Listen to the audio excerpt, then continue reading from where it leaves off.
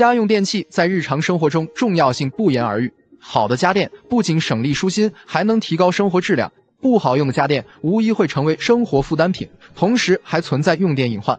比如本期分享的这5类家电，虽然表面看似没啥问题，但存在的潜在危害却很大。所以建议大家即使没坏也要及时更换，别给自己留麻烦。1、超过使用年限的家电。前段时间国内的一个老家电品牌突然火了，就因为一个网友晒出自家用了26年的洗衣机，获得大家的一众好评。但殊不知家电其实都有使用年限，一旦超龄使用隐患极大，不仅产品的质量下降，还会带来用电的安全隐患。不信你看看中国家用电器协会在2020年制定的关于家用电器安全使用年限相关标准，你就明白了。在我看来，这也是这些常用电器的退役说明书，其中详细的列举了如今家电的使用安全年限以及超期使用带来的风险隐患。就比如开头提到的洗衣机，安全使用年限在8年内，超期还在使用的话，会出现漏水漏电、噪音大、衣物清洁力下降等一系列的问题。所以洗衣机一用就是20-30年，真的未必是好事。还有家用热水器，不管是电热水器还是燃气热水器，普遍都是6至8年的使用年限。超龄热水器隐患非常大，内胆积压杂质水垢，不但会污染水质，影响用水健康不说，还会出现固件老化、保温性能差，甚至漏电的情况。因此在这也奉劝大家，家用电器超过安全使用年限，即使不坏也要及时换掉，杜绝安全隐患。还有偷偷告诉你，目前很多电器厂家购买新家电都有以旧换新活动，非常划算。2、老旧技术的家电。不知道大家发现没有，近些年国内家电行业技术迭代更新非常快，这就意味着一些旧技术家电的淘汰已经不能满足当下人们的使用需求了。就比如下面介绍的这3种家电，如果家里还在使用的话，建议要及时更换掉。第一种，制冷式冰箱。制冷冰箱家里的老一辈人都不陌生，它是上世纪80、90年代的产物，用过的人都知道，结冰结霜，冷藏式积水，容量还小，关键制冷速度慢，控温效果还差，比起技术先进的风冷冰箱毫无优势可言。第二种，定频式空调。传统的定频式空调虽说还在销售，但各大家电品牌都已经不再生产了，目前已经在淘汰的边缘了。相比于更先进的变频式空调，不仅噪音大、耗电高，而且温控能力差，室内不均衡，送风时也会让人感觉忽冷忽热。第三种，冷凝式烘干技术，最早应用在国内的第一批洗碗机、烘干机上，因为技术落后、设计不成熟，导致工作效率低、耗时长、费水又耗电。这类家电用过就知道，真的太坑人了。和现在的新技术，比如洗碗机的自动开门烘干、热风烘干，还有洗衣机的热泵烘干，根本没法比。所以家里还在用老旧技术家电的，建议及时换掉，能大大提高生活质量。3、高能耗的家电。这么说吧，家用电器产品与生活中的家具软装相比，本质上的区别就是家电不是一劳永逸的产品，后期在使用中还有产生耗电成本。这就不得不提我之前看到一个博主做的家用电器日常用电情况真实测评，结果让人大吃一惊。3级能效的空调、冰箱、热水器比1级能效产品日常耗电情况高出3至4倍不止。还有冬季一些常用的取暖设备，什么踢脚线取暖器、电油钉等，堪称是电费刺客，一点也不夸张。所以大家在买家电时，一定不要只看品牌和价格，而忽略了电器的能效等级，还有日常的耗电量。虽然高能耗的家电有价格优势，但却成了生活中真正的隐形电老虎，后期交电费时会让你苦不堪言，后悔不已。因此建议如果家里还有高能耗家用电器，也建议及时换掉，别心疼。4、不能自动断电的家电。说到生活中的电器，不管是大家电也好，小家电也罢，在出厂时一般都会有自动断电保护功能，就比如说电热水器漏电保护、燃气灶的熄火保护，还有电水壶的自动断电、电热毯的过载保护等等。这些功能无一例外的都是为了咱们在使用家电时杜绝安全隐患，所以在使用中一旦发现自动断电有损伤或失灵的情况，务必要马上换掉，不给安全留隐患。网友小鸟飞行员，我家的电蒸锅防干烧自动断电失灵了，太吓人了，缺水蒸干了，锅底都烧焦了，也没自动停下，多亏发现的及时，不然后果真不敢想。网友喜欢喝咖啡的猫，家里老的烧水壶烧水开了，没拔插头，结果跳闸了，闻到一股子烧焦味，还以为是电闸坏了，没成想是水壶水烧干了，真的是无语了。真没想到它不是自动断电，通过上述2位网友的真实经历，也告诫大家定期检查家中常用电器，特别是没有自动断电保护或者已经损坏的，千万要马上更换掉，别给自己和家人留安全隐患。5、不符合新国标的家电，家里还在用旧国标家电的，建议要立刻更换掉。这类家电一般都是因为技术落后，还有安全等级、能耗方面未达到新国标标准，目前已经淘汰和禁止生产了。在这也给大家列举2个都是安全隐患非常大的，看看你家里有没有。第一个，万能插排，相信大家都不陌生，就是那种老式的万能插座，一孔多用，安全性非常差。这种所谓的万能插座，在设计之初，为了兼顾2插和3插都能使用，所以会出现插孔过大的情况，容易出现触电事故。此外，还有插片过热导致火灾的隐患，所以在2010年国家就已经明令禁止生产和使用了。现在新国标都是新5孔插排，2孔和3孔分开组合，安全性高，也降低了触电风险。第二个，直排式热水器，很多家庭还在使用。如果你在新闻上看到因为使用燃气热水器引发的一氧化碳中毒的悲剧，就是这类热水器造成的。因为技术落后，还没有排气管，所以在2000年之前就已经被禁止生产售卖了。听劝，安全无小事，有的话即使没坏也不要再用了，建议更换成技术先进且安全的强排式或平衡式热水器。有句话说得好，骑自行车去酒吧，该省的省，该花的花。说白了，咱们在外辛苦的工作，拼命挣钱，到头来不就是为了享受生活？本期小东给大家分享7大最值得入手的智能电器，虽然有些东西很贵，但一定能解放双手，提高幸福指数。1、智能马桶。智能马桶或者叫智能马桶盖，这个东西我相信没用过的人会说还好，用过的人再也离不开它了。买它的理由就是让你和家人如厕更方便和舒适，比如说自动翻盖、自动冲水功能，不需要手动接触马桶，方便又卫生。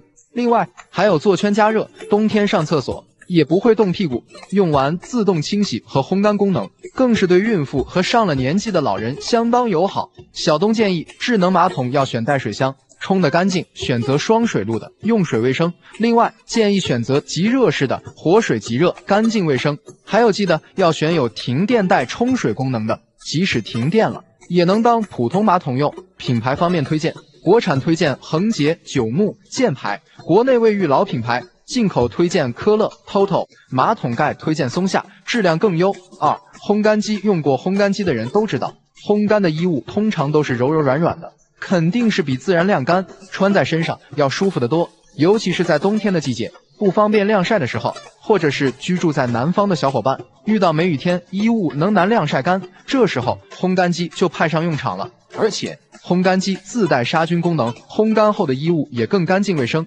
小东建议洗衣机和烘干机建议要单独买，不要买洗烘一体的，这种2合1的一体机烘干容量小，且烘干的时间长，而且用的都是冷凝式电机，烘干的衣物效果差，建议首选热泵式的独立烘干机，烘干时间短，而且衣物柔软蓬松。品牌方面，预算一般推荐小天鹅、美的、海尔，国内专业品牌。预算高，推荐 LG、三星、美诺，进口机型技术更成熟稳定。3、指纹锁。智能门锁的出现，彻底告别了咱们出门忘带钥匙的烦恼。指纹锁的主要作用是方便和安全，比如防撬报警、语音提示、门有没有关好等。安装了指纹锁的朋友，经常听到的一句话就是，真的是后悔当初没有早点买，再也不用一手拎着快递，一手掏半天钥匙了。总之，有了智能门锁，真的是生活方便太多。小东建议购买指纹锁，建议功能越少越好。说白了，锁就是用来锁门的，功能越多，安全性就会降低。带个指纹解锁、密码解锁、应急钥匙和 Type-C 应急充电功能就足够了。像可视猫眼、视频功能就别考虑了，费电不说，价钱还贵，实际生活中用不到多少次。品牌方面，如果考虑全屋智联互动，推荐小米、陆克。单独购买智能锁，推荐德诗曼、TCL、凯迪仕这样专业领域选手。4、扫地机器人。不得不说，科技可以改变生活，也真的可以拯救懒人。现在的年轻人在外辛苦工作了一天，回到家哪有几个爱做家务的？扫地机器人的问世，就是可以代替你去完成你不想做的家庭劳务，让你从重复的无效劳动中解放出来。而且扫地机工作时是连吸带扫，比你手动劳作清扫干净太多。小东建议，扫地机器人发展到今天，技术已经非常成熟了，只要不是1000元以下的杂牌产品。其实主流品牌产品在清扫能力表现上并不明显，大家在选购时建议多关注一下噪音问题。至于避障能力、防缠绕等功能，品牌之间差异化并不大。品牌方面推荐科沃斯、石头、云鲸这3个牌子，目前不论是口碑、产品性能还是销量都名列前茅。5. 洗碗机，很多人诟病说洗碗机浪费水，洗不干净。小东想说，这么说的人肯定是没用过，或者说没用过好的。目前的洗碗机技术已经相当成熟了，无论是从节能省水或者洁净程度等等，都比手洗要强。而且洗碗机还能高温消毒，并且烘干，高端的产品还带有保管功能，相当于又节省个消毒柜。小东建议洗碗机能买内嵌或独立式，就别买台式或水槽式，容量尽量买大的，至少12套起步。除了日常洗餐具外，还能洗锅具的洗碗机才能让你真正解放双手。另外，建议选择1级水效的，除了更节能省水外，在清洁能力和烘干效果上也更优秀。品牌方面，国产推荐美的、海尔，售后相对完善；进口推荐西门子、松下、美诺，技术更为成熟。6. 厨余垃圾器，对于有洁癖的人来说，洗完碗碟再去抠垃圾，这个想象一下都难受。这个时候有了厨余垃圾处理器就方便多了，它能把一切残羹剩饭，包括一些细小的骨头，都能通通打碎后冲走，既干净又方便，不必再费力的清理下水口提篮，更不用为难以分类处理的厨余湿垃圾头疼了。小东建议，对于垃圾处理器，很多人担心会堵，其实主要原因都是因为使用不当造成的。不能处理的食物千万别往里倒，比如贝壳、鱼鳞、长纤维物等物。其次是太油的食物，油脂过多容易凝固，造成堵塞。另外，建议下水管最好直接通到下水道，横管弯管不要太多，避免堵塞。品牌方面，推荐贝壳巴斯、爱诗意、复旦申花，前两者是做厨余垃圾器比较早的老牌厂商，后者是靠技术和研发迅速崛起的品牌新贵。7. 投影仪，影院式的沉浸体验可比看电视爽多了，所以越来越多的年轻人在装修新居时放弃了传统的电视机，改用投影仪。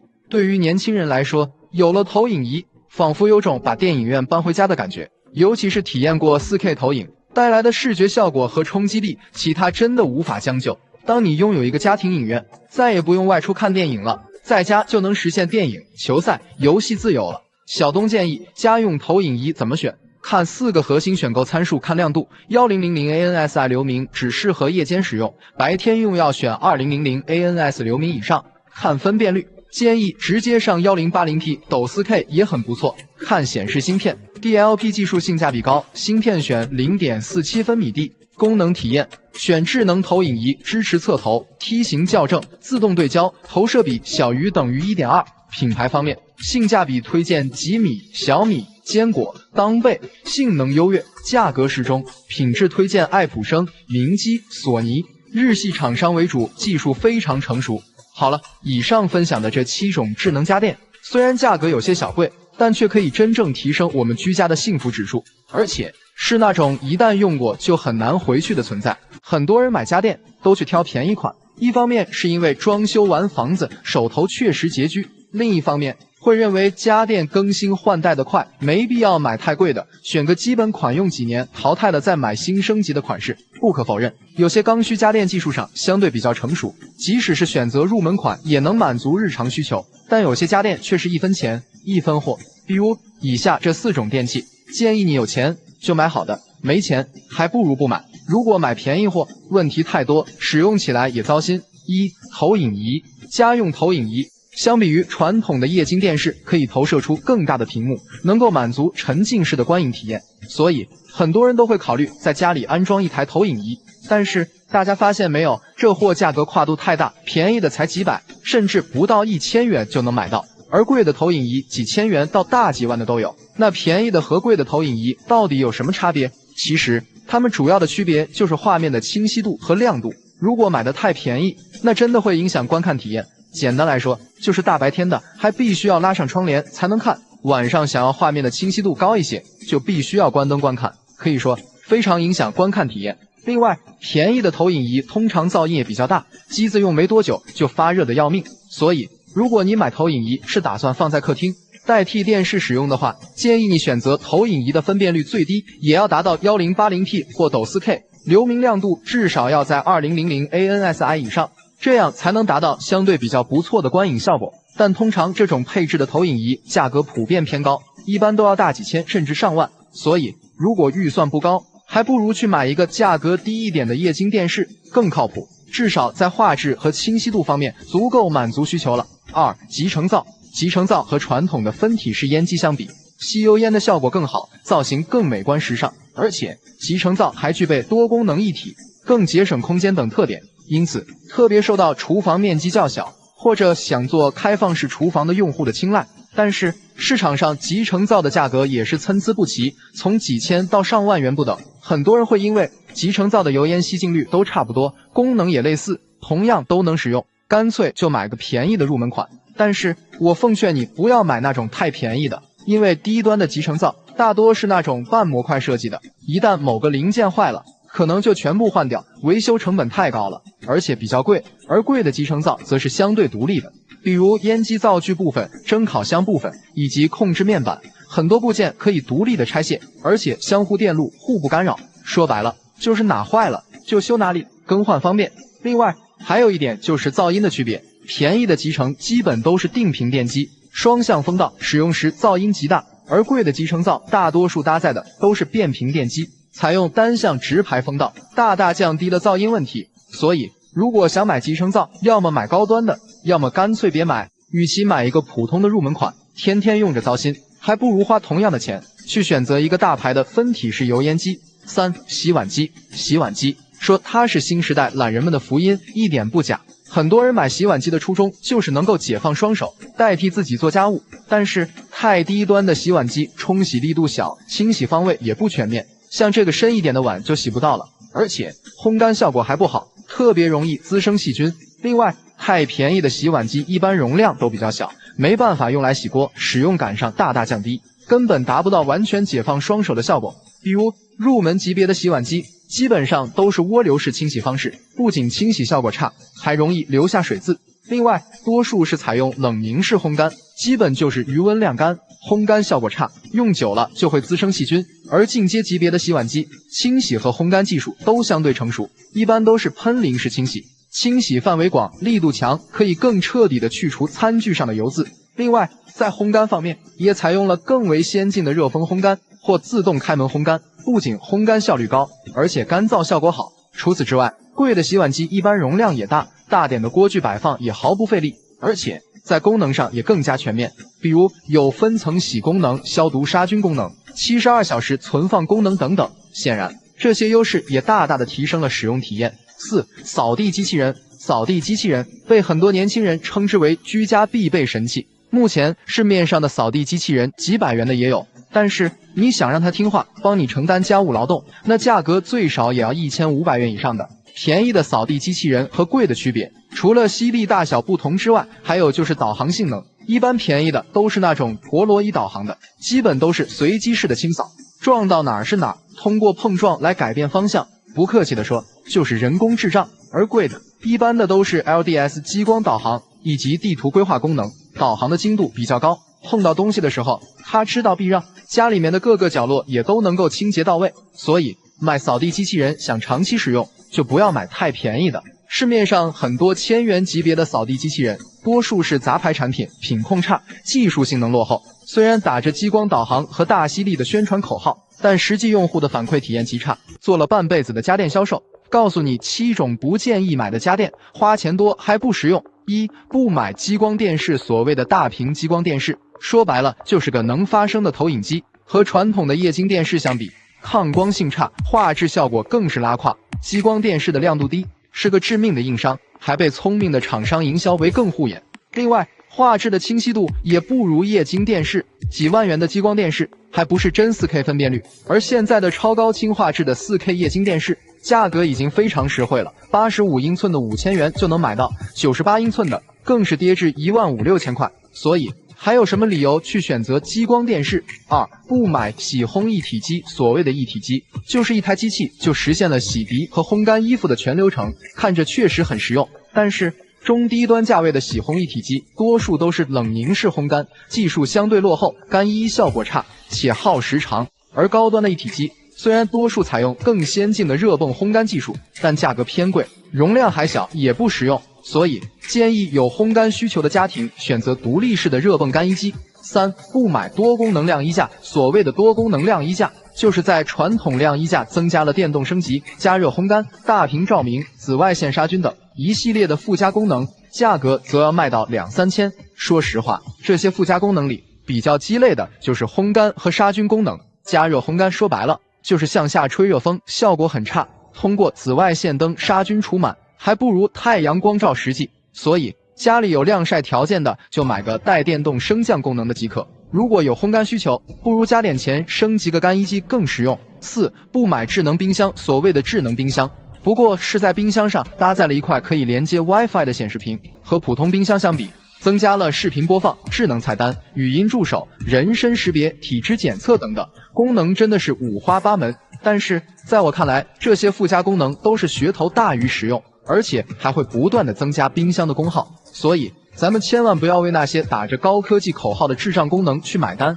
对于大部分家庭来说，就选择做好食物保鲜和冷藏的基础款冰箱才实用。5. 不买水槽式洗碗机。所谓的水槽式洗碗机，就是洗碗机和水槽是一体式的。水槽式洗碗机的优势是更节省橱柜空间，而且能洗过梳，拿取碗筷不用弯腰。但和嵌入式洗碗机相比，缺点也很明显。首先，在洗涤和烘干技术上就不如嵌入式，而且大部分水槽式洗碗机还没有消杀除菌以及存放功能。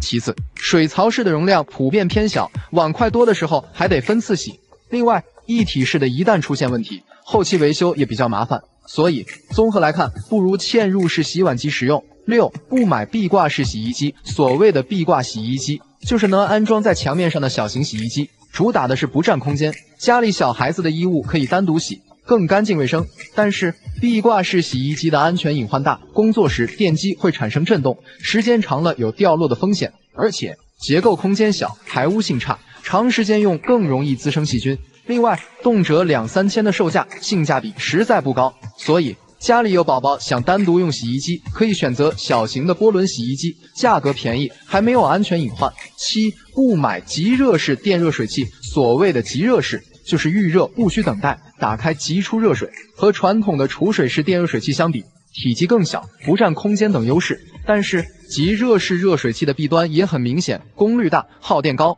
而且对安装条件要求严格。另外，毕竟是对水流加热，所以水流量和温度也不稳定。还有一点，靠机器供电对水流加热还会存在漏电的安全隐患，所以家里人口多，用水量大，建议选择燃气式热水器；人口少，用水少就选择储水式电热水器，更安全。新房装修置办一些生活中所需的家用电器也是必不可少的。那么家电是不是买的越贵越好？大多数不会选电器的人都会不自觉地掉进了品牌家电的坑。其实在我看来，家用电器的更新换代速度非常快，真的不用一味的去追求新型的高端家电。对于生活中的刚需家电来说，实用才是第一位的。所以我认为这6种家电根本就没有必要买贵的，不是瞎说，而是过来人的经验。1. 电视机。你家电视有多久没开过机了？现在的电视机已经不再是刚需了，对于大部分家庭来说，已经沦为了客厅的一种摆设，所以真心没必要买太贵的。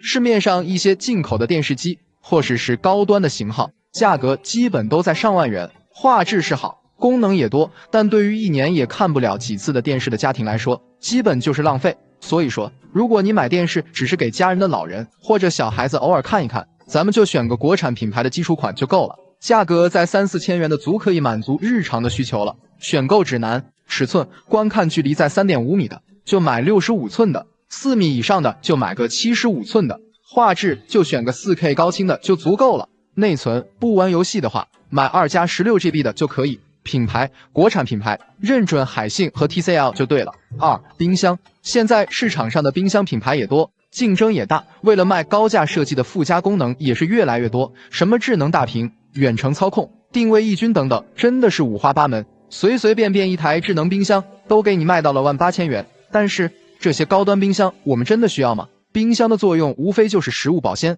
你买再贵的高端冰箱，用到的也就是冷冻和冷藏，与其去关注那些花哨的功能，还不如多去看看冰箱的容量和制冷效果，这才是选购冰箱的重中之重，没必要去浪费钱。所以，对于刚需家庭来说，花个2、3千元买个性价比高的基础款就行了，只要注意一下它的能耗、容量以及噪音这几个点就可以了。选购指南：容量建议直接选400升以上的，方便日常囤菜。制冷方式直接选风冷变频的，制冷效率高，不会结霜。能耗选1级的省电，选2级的性价比高。品牌国产品牌，认准海尔、美的和荣升。3、油烟机，市面上油烟机的价格，便宜的和贵的相差好几倍。很多人觉得油烟机贵的就是好，其实你不知道的是，很多大品牌的油烟机的价格之所以贵，不是产品它自身有多好，而是商家花了大价钱在营销宣传上。其实油烟机的功能性很单一，说白了就是一个风机，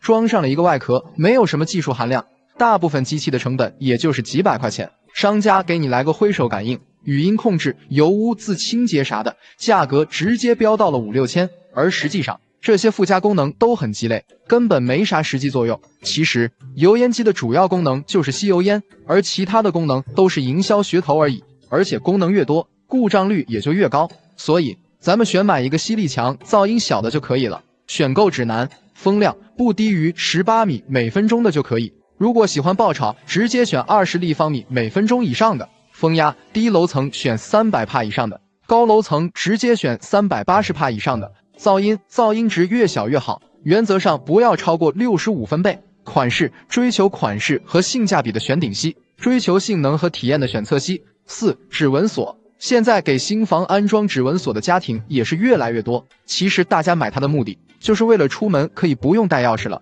比较方便。其实这玩意也不是啥高科技，你就算花上万元，它也不防盗，所以说根本没必要花大价钱。咱们挑一个靠谱的品牌，买个1000元多的入门款就可以了。你记住，指纹锁的功能越少，电池就越耐用，它的结构越简单，反而越不容易坏。它只要能满足指纹、密码、钥匙这些基础开锁方式就足够了。选购指南：防盗级别认准 C 级锁芯就可以了。开锁方式只要具备指纹、密码和钥匙这3种解锁方式就可以。指纹识别咱就选半导体识别的，原理就和手机指纹解锁一样，方便还安全。品牌追求稳定性的，认准德诗曼和凯迪仕；追求智能体验的，就选小米和华为。5、净水器，净水器到底有没有必要买呢？其实绝大多数市政用水都是合格的，你烧开了喝是不会有问题的。但换句话说，如果你想让水的口感更好，比方说水质的水够大不好喝，这时候就可以考虑安装净水器了。但是除了反渗透净水器，其他的其实也没太大的作用，因为只有反渗透净水器才能达到直饮的标准。不客气地说，目前高端的反渗透净水器就是彻头彻尾的智商税。这东西说白了，几个滤芯加上一个水泵，再套上一个外壳，没什么高科技可言。它的核心就是一个2O 反渗透膜。市面上那些动辄卖7、8千的机器，要说和1、2千元的除了商标和外壳不一样，过滤出来的水质没啥区别，所以真的没必要花大价钱去交智商税。选购指南就是反渗透机器不要太贵，2000以内的就很不错了。滤芯要选好的 ，RO 膜认准大品牌。其次，问清楚整套滤芯更换成本，不然买得起用不起。大品牌的商家都是靠更换滤芯挣钱的，一定要选通用滤芯，不依赖任何商家，换一次也就200、300元。6、洗衣机，在滚筒洗衣机没面世之前，家家户户都用波轮洗衣机，几百块的机器，照样能把衣服洗干净。现在开始流行滚筒洗衣机，比传统的波轮洗衣机更加高大上，而且功能上越发丰富了，什么空气洗、杀菌除螨、带烘干功能等等。但实际上，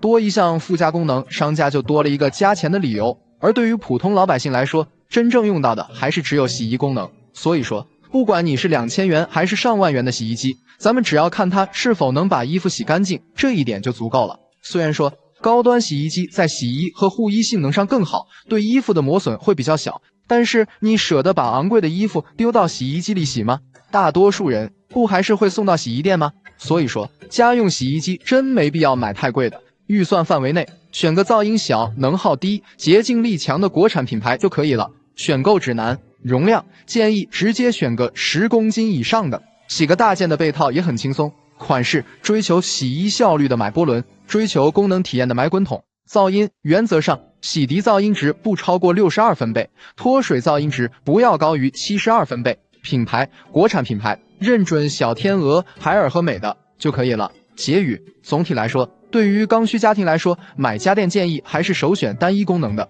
需求直奔主题，太花俏的功能尽量不要，这样才更实用。记住一点，功能越多越容易坏，而且价格也贵，很多附加功能其实根本用不上。做了半辈子家电销售，听我一句劝，这5种电器别买低价款。1. 投影仪，不可否认，现在很多人装修都放弃了电视，改装投影，毕竟大尺寸的幕布能带来更沉浸式的观看体验。但是价格太便宜的投影仪，我劝你要谨慎入手。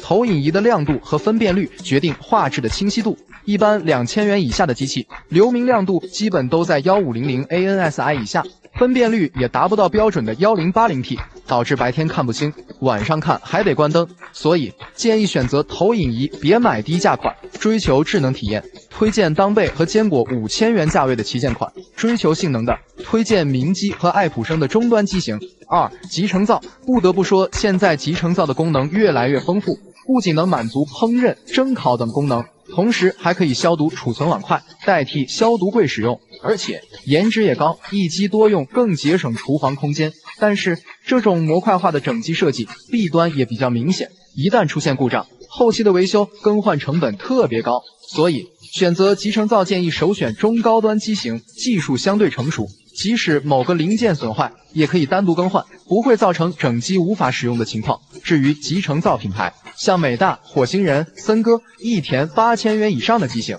都可以闭眼入。